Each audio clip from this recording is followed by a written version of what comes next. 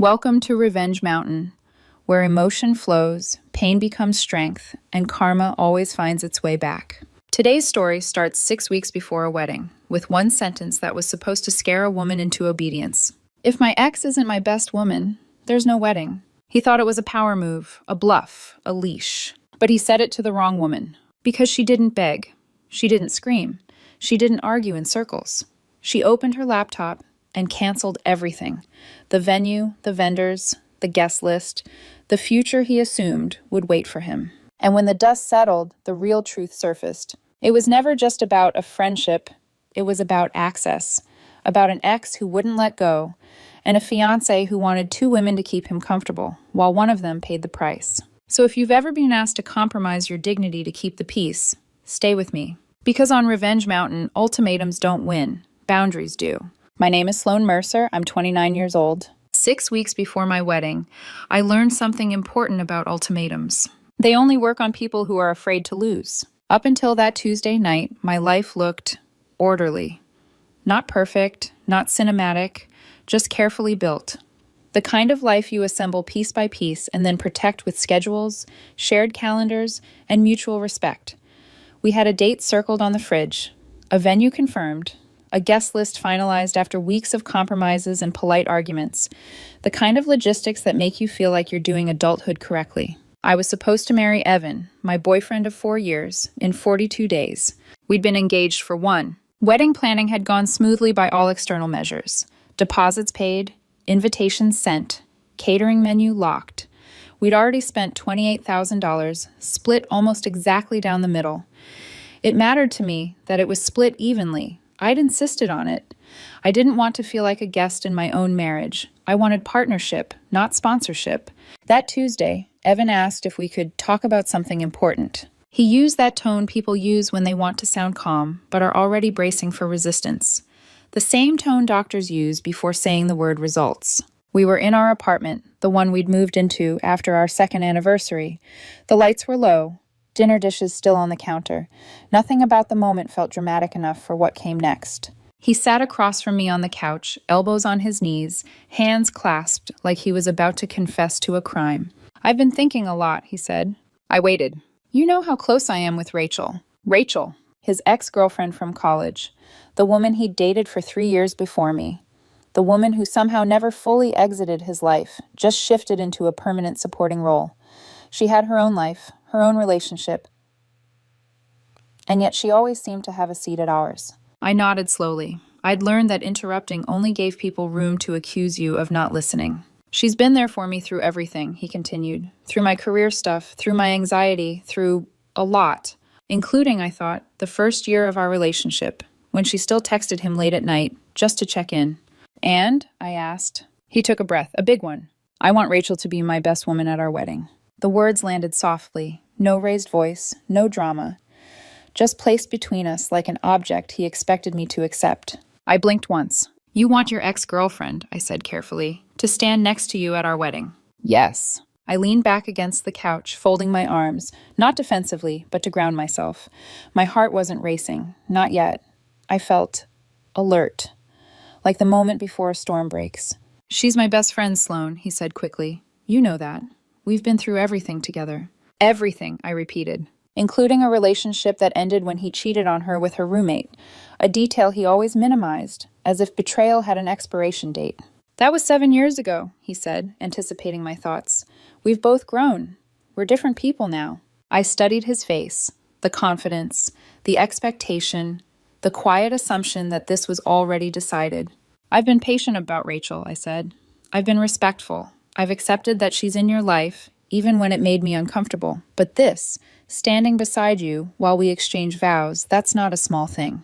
His jaw tightened. "This isn't up for debate," he said. "It's important to me." There it was.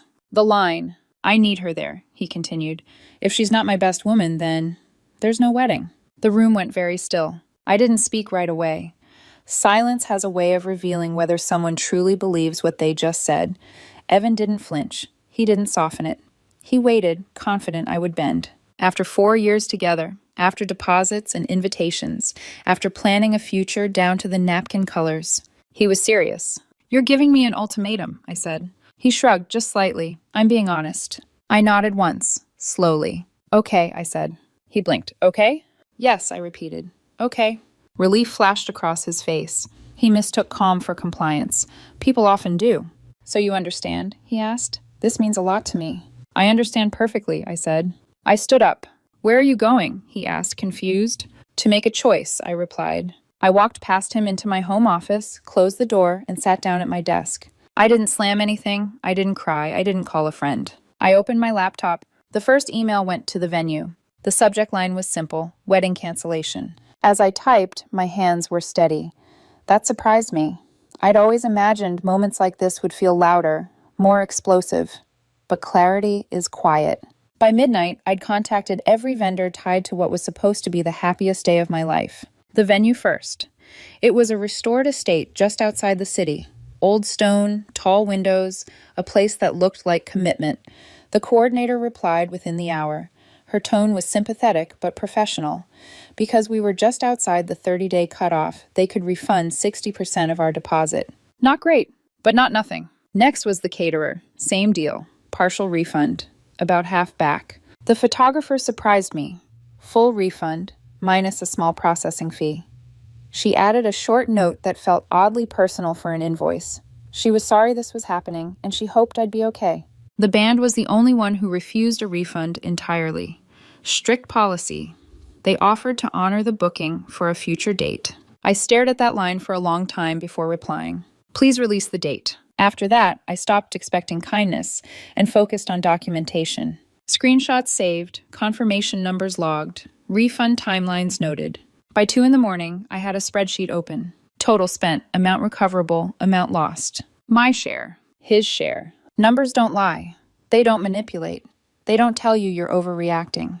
They just sit there. Outside the office, I heard Evan move in the hallway, then his voice. Soft, careful. Sloan, we need to talk.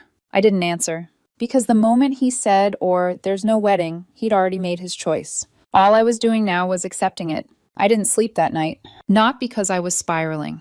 Not because I was crying into a pillow or replaying the conversation on a loop. I didn't sleep because I was busy.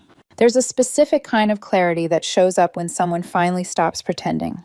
When the fog lifts and you realize you're not standing in the middle of a misunderstanding. You're standing at the edge of a choice that's already been made for you. Evan had drawn the line. All I had done was step back and look at it. The next morning, my phone exploded. Missed calls, texts, voicemails stacked on top of each other like a digital avalanche. Evan, why aren't you answering? You're taking this too far. This was supposed to be a discussion. A discussion. I sent one text. I accepted the terms you set. Then I turned my phone face down and drafted the email to our guests. 150 names. Friends, family, people who'd already booked flights, taken time off work, bought outfits. I didn't dramatize it. Due to irreconcilable differences that recently came to light, Evan and I have decided to cancel our upcoming wedding. We sincerely apologize for any inconvenience this may cause. If you've already made travel arrangements, please contact me directly, and I'll do my best to help offset any non-refundable expenses. I read it 3 times before sending. Then I clicked send. That afternoon, Evan showed up at the apartment. He tried the key first. It didn't work. I hadn't installed a whole new lock overnight. I'd simply used what I'd had for a long time and never needed. The door chain stayed latched. Sloan, he said through the door, his voice sharp now. Open up. I opened it only as far as the chain allowed. What did you do? He demanded. I canceled the wedding, I said. Like you said would happen. His face went pale. My mom is calling me nonstop, he said. My cousins, my uncle. People are asking what happened. Tell them the truth. That we broke up? He snapped. That you told me it was Rachel as your best woman or no wedding, I replied. And I chose no wedding. That's not what I meant, he said quickly. I was emotional. You know how I get. Yes, I said, I do. He ran a hand through his hair. You're really throwing away 4 years over this? I'm not throwing anything away, I said. You already did. He stared at me like he was seeing a stranger. We can still fix this, he said. Maybe Rachel doesn't have to be my best woman. Maybe she just stands on my side, or maybe... Oh, I interrupted gently. So now it's negotiable. He hesitated. That's interesting, I continued, because last night you called it non-negotiable. He swallowed. I didn't think you'd actually cancel everything. There it was. The truth slipped out, unguarded. I know, I said. I pulled up the spreadsheet on my phone. This is the breakdown of our cancellation losses, I said, angling the screen toward him through the crack in the door. Your half comes to 5,500 in. His eyes dropped to the number. You want me to pay you? He asked, incredulous. I want you to cover your half of the consequences, I replied. I'm not absorbing them alone because you prioritized your ex over our marriage. This is insane, he said. I'm not paying that. Then I'll file in small claims court, I said calmly. I have the receipts. I have the emails. I have your text confirming we split costs evenly. He looked up, stunned. You're serious? Completely. He stared at me for a long moment, then laughed once, sharp and disbelieving. You've changed, he said. No, I corrected him. I stopped compensating. He left without another word, slamming the hallway door so hard the frame rattled. That night, I sat alone on the couch, the apartment quieter than it had ever been. Not empty, just still. And for the first time since the ultimatum, I felt something settle into place. Not heartbreak, relief. The thing about ultimatums is that the people who make them almost never believe you'll accept them. They say the words with confidence because confidence has always worked before, because someone else has always stepped in to soften the edges, to absorb the damage, to make sure nothing truly breaks. Evan thought I'd blink. 3 days after the cancellation emails went out, my phone rang again. This time it wasn't him. It was his mother. I stared at the screen for a full 5 seconds before answering, not because I was afraid of the conversation, but because I wanted to be fully present for it. Calm, grounded, unshakable. Sloan, she said the moment I picked up, her voice sweet in that way that only sounds kind on the surface. Honey, I'm so glad you answered. I figured you'd call eventually, I replied. She laughed lightly. Well, of course. This whole thing has been confusing. Evan explained everything, she continued. And honestly, I think there's been a big misunderstanding. There hasn't, I said. She paused, just briefly. Well, she said, adjusting her tone. You know how men are. They don't always phrase things the right way. He didn't mean it like an ultimatum. He did, I said. He said if Rachel wasn't his best woman, there would be no wedding. Yes, but... And I agreed, I continued. So now there's no wedding. Silence. Then a sigh. Long, heavy, performative. You have to understand, she said. Rachel has been in Evan's life for a very long time. She's like family to us. I'm sure she is. And you know how important weddings are to women, she added, almost apologetically. Emotions run high. Everyone just wants the day to be perfect. Then maybe he shouldn't have threatened to cancel it, I said. Her tone shifted then.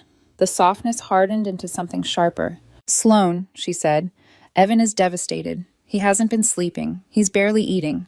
That sounds difficult, I replied, for him. You're being very cold about this. I'm being consistent, I said, which is different. You're really going to end a 4-year relationship over something so small? Small. Standing next to your ex at your wedding isn't small, I said. It's symbolic. And he chose what it symbolized to him. She scoffed. This is about insecurity, isn't it? There it was. You couldn't handle him having a close female friend. I handled it for 4 years, I said. What I didn't handle was being told my marriage depended on accommodating it. That's not fair. It's accurate. Her voice dropped. You're hurting him.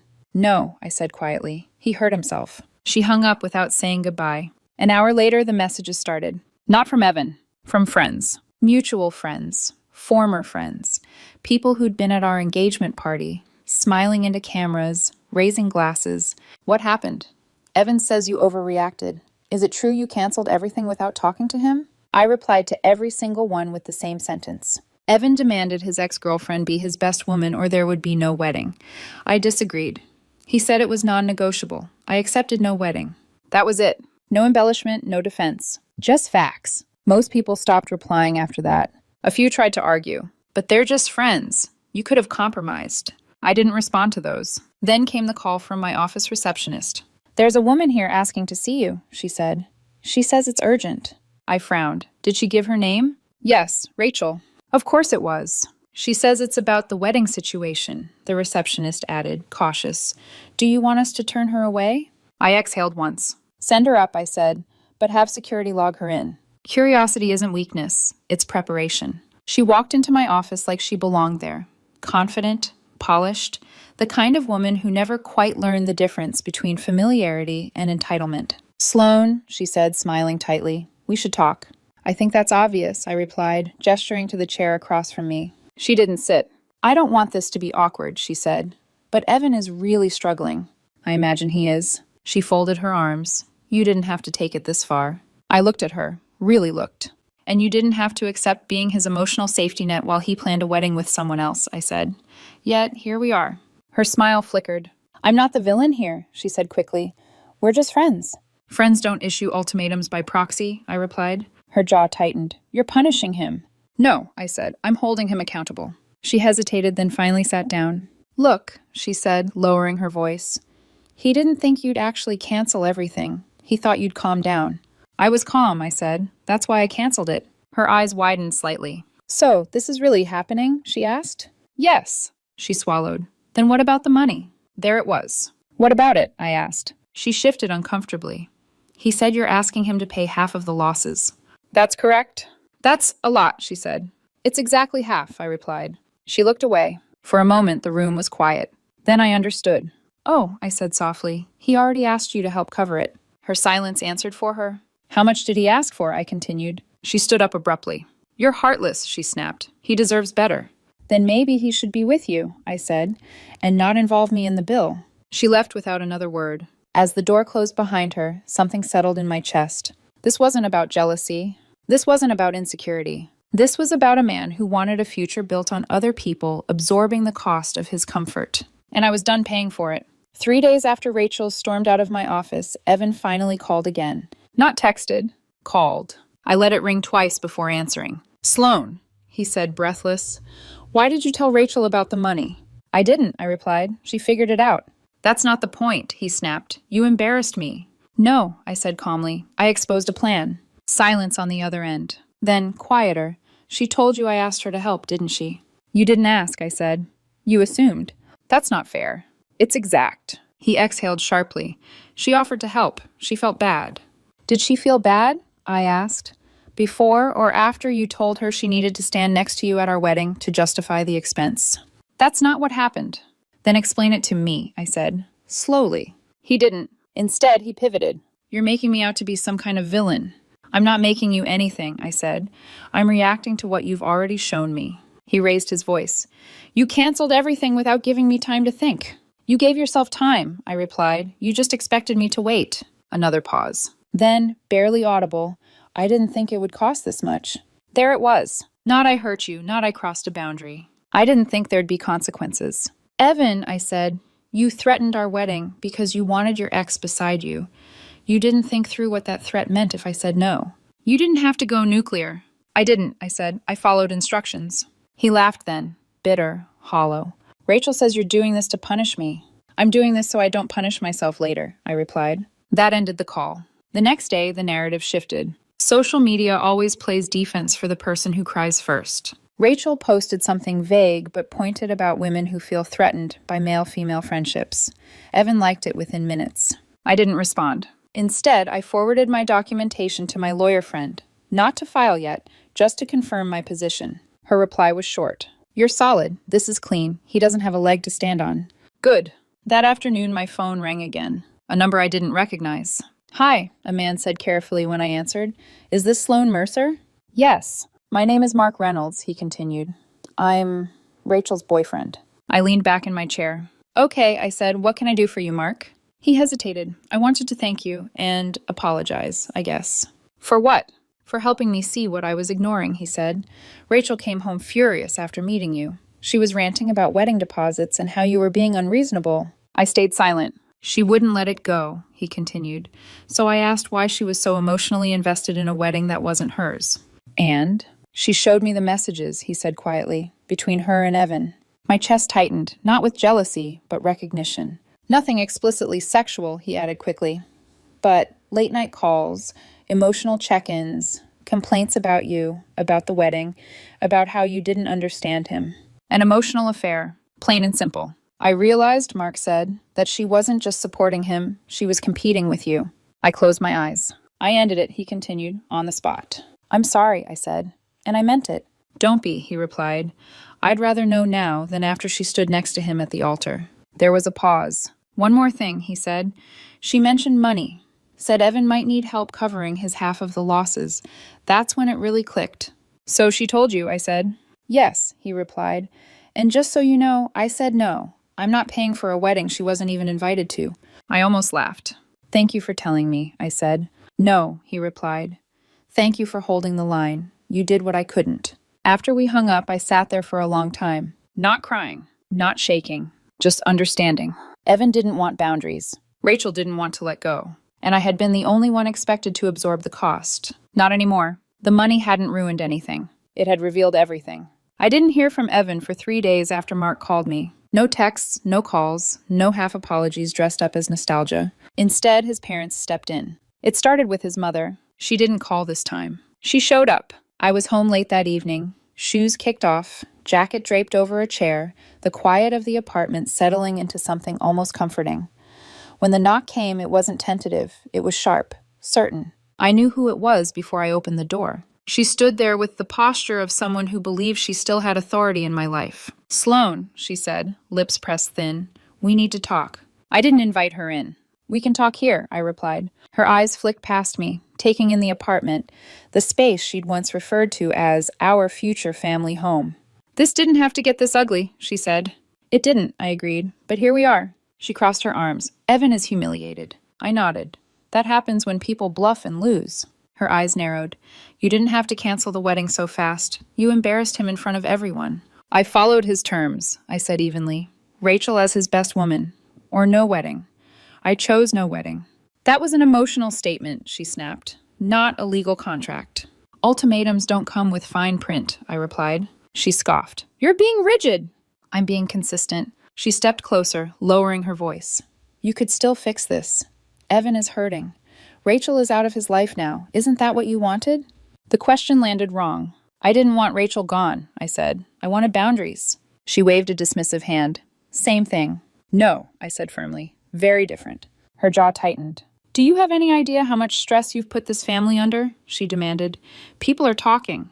I imagine they are. And this money nonsense, sending him a bill? She continued. That's petty. It's arithmetic, I said.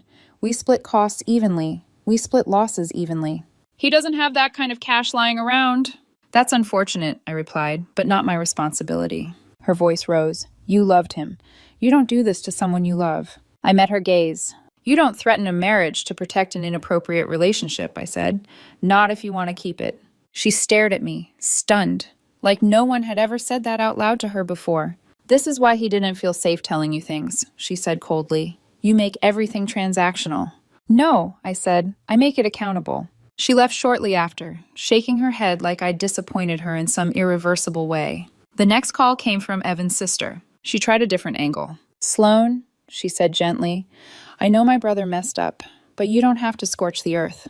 I didn't, I replied. I just stopped watering it. He's really struggling, she said. He didn't think you'd walk away. I know. That doesn't make you curious, she pressed. About why? I paused. Actually, I said, it confirms what I already knew. She sighed. You're really done, aren't you?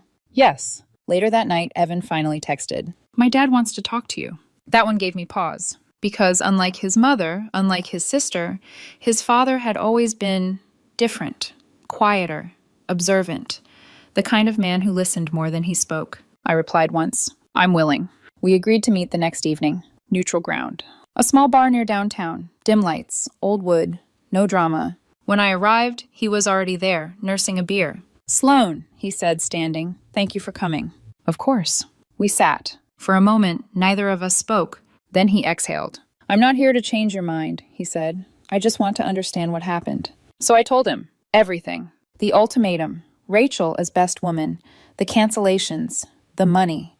What Mark had uncovered. He didn't interrupt once. When I finished, he stared into his glass for a long moment. He gets this from his mother, he said quietly. I looked up. The ultimatums, he continued. The pressure. The belief that if you push hard enough, people will cave. I didn't respond. I gave in every time, he admitted. House decisions, holidays, friendships. I taught Evan that this is how relationships work. That landed heavy. I told him the Rachel thing was inappropriate, he added, weeks ago. He said you were fine with it. My chest tightened. He lied, I said. Yes, he replied. I see that now. He reached into his jacket and pulled out his wallet. Sloan, he said. How much does he owe you? I shook my head. This isn't... How much? He repeated. $5,500. He wrote the check without hesitation and slid it across the table. This isn't to fix things, he said. It's an apology, from me, for wasting your time. I stared at the check. This feels wrong, I said quietly. Then let me do one thing right, he replied. I accepted it. As we stood to leave, he paused. For what it's worth, he said, I think you would have been good for him. I nodded. But, he added, he wasn't ready to be good for you. That was the first time anyone in his family said something that felt true. And as I walked out into the night, I realized something else. I wasn't fighting a breakup anymore. I was outgrowing the entire system that had made it inevitable. The date stayed on my calendar longer than it should have. Not because I was hoping something would change, but because I wanted to face it head on. I didn't want to pretend it didn't exist. I wanted to see what it felt like when a future you planned for simply didn't arrive. The morning of what would have been our wedding day was quiet. Too quiet. No hair appointments. No frantic group chats. No dress hanging on the back of the door, waiting for a moment that would never happen. I woke up early anyway. Old habits die hard. I made coffee, sat at the kitchen counter, watched the light crawl slowly across the floor like it had every other morning. The world hadn't ended. Time hadn't stopped. Nothing dramatic happened just because a marriage didn't. And that, strangely, was the most grounding part. Around noon, my phone buzzed. A text. From Evan. Can we talk just once today? I stared at the screen longer than I needed to. I knew what this was. The final attempt. The last reach. The moment where nostalgia gets weaponized. I typed back one word. No. 3 dots appeared. Disappeared. Then the knock came. I froze, not because I was afraid, but because I hadn't expected him to show up in person. When I opened the door, I didn't step aside. He stood there holding something small in his hand. A ring box. The same one he'd proposed with. I just wanted to see you, he said quietly. Today was supposed to mean something. It still does, I replied. Just not what you wanted. He swallowed. I made mistakes. Yes, I said. You did. I was confused, he continued. I had feelings I didn't understand. There it was. Not apology, not accountability. Confusion. For Rachel? I asked. He didn't answer. That told me everything. You didn't lose me, I said calmly. You let go of me a long time ago. Today is just when it became official. His shoulders sagged. I didn't think you'd really walk away. I know, I said. That's why I had to. He looked at me then, not angry, not defensive, just empty. I don't know how to fix this, he said. You don't, I replied. That's the point. I stepped back and closed the door. Not hard, not dramatically. Just enough. That evening, I didn't sit at home. I went out with my brother. We didn't talk about weddings or breakups or what-ifs. We ate too much, laughed at nothing important, let the night pass without turning it into a memorial. Later, alone again, I checked my phone one last time. Evan had viewed my Instagram story within minutes of me posting it. Just a photo of the sky. Nothing else. I didn't block him. I didn't need to. The aftermath unfolded quietly after that. Rachel tried to stay with Mark. Or tried to. From what I heard, trust doesn't rebuild easily when emotional lines have already been crossed. Evan moved back in with his parents temporarily. His father called once, just to say he hoped I was doing well. Nothing more. His mother posted something passive-aggressive online about women who can't handle strong emotional bonds. I unfollowed her without comment. I used the money from the ring toward a solo trip I'd always postponed. I didn't post much. I didn't narrate my healing. I lived it privately. People asked if I regretted it, if I should have just let Rachel stand beside him. If keeping the peace would have been easier. Maybe it would have. But peace built on silence isn't peace, it's erasure. The wedding would have been beautiful. The marriage would have been a constant negotiation, with an ex always in the room, even when she wasn't physically there. I didn't walk away from love. I walked away from being optional. And the moment he made our future conditional on his past, he told me exactly where I stood. I believed him. In the weeks after the day that never came, life didn't explode the way people expect breakups to. It narrowed. The noise faded. The opinions stopped mattering. The constant low-grade anxiety I'd been living with for years, monitoring moods, managing boundaries that shouldn't have needed managing, simply left. That absence was louder than any argument we'd ever had. Evan didn't reach out again. Not with apologies, not with explanations, not with one last "I miss you." And that, more than anything else, confirmed what I already knew. People who truly believe they've lost something irreplaceable don't stay quiet. They fight, they reflect, they change. Evan did none of that. A mutual friend told me, casually, that he'd been saying the breakup was unfortunate, but necessary. That he and Rachel had finally put things behind them. Like 4 years with me was a detour. Like the wedding was a scheduling conflict. Rachel leaned hard into the narrative that she'd been misunderstood, that she'd never meant to cause problems, that some women just feel threatened by male-female friendships. I let her have it. Because here's the truth, no one in that circle wanted to say out loud. This was never about friendship. It was about access. It was about emotional priority without responsibility, about staying central in someone's life without committing to them, about having a seat at the table without paying the bill. And for a long time, I had been the only one paying. I wasn't angry anymore. Anger requires investment, and I had withdrawn mine completely. One evening on my trip, sitting somewhere quiet, it hit me. If I had stayed, if I had kept the peace, if I had let Rachel stand beside him, I would have spent years negotiating my place in my own marriage. Years asking myself whether I was being too sensitive. Years shrinking perfectly reasonable expectations into palatable requests.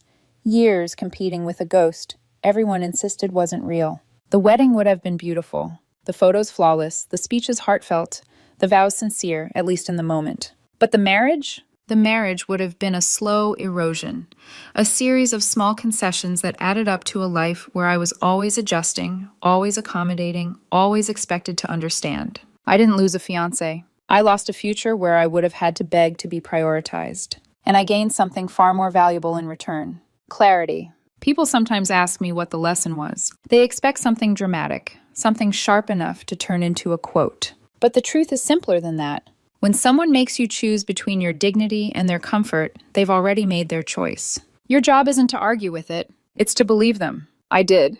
And I walked away before the cost became my entire life.